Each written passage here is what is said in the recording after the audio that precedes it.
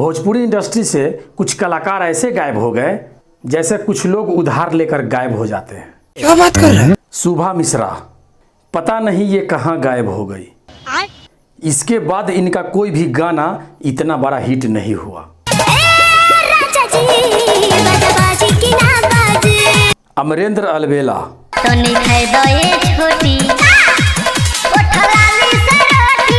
पता नहीं ये कलाकार आज के दौर में कहाँ चला रहा है ठेला। बच्चे बच्चे के जुबा पे था ये गाना। तनी खाए दाए छोटी। एक ये भाई साहब है, बरसाती मेढक की तरह कभी दिखते हैं तो कभी गायब हो जाते हैं। परदेसी पिया यादव,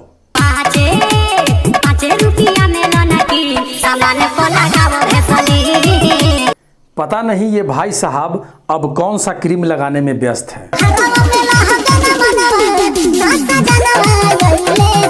डब्लू नजरिया, लगता है ये खुद दुबई चले गए हैं सजनमा को लाने।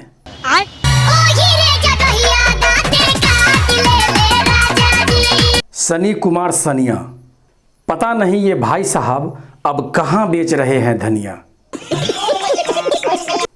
धन्यवाद।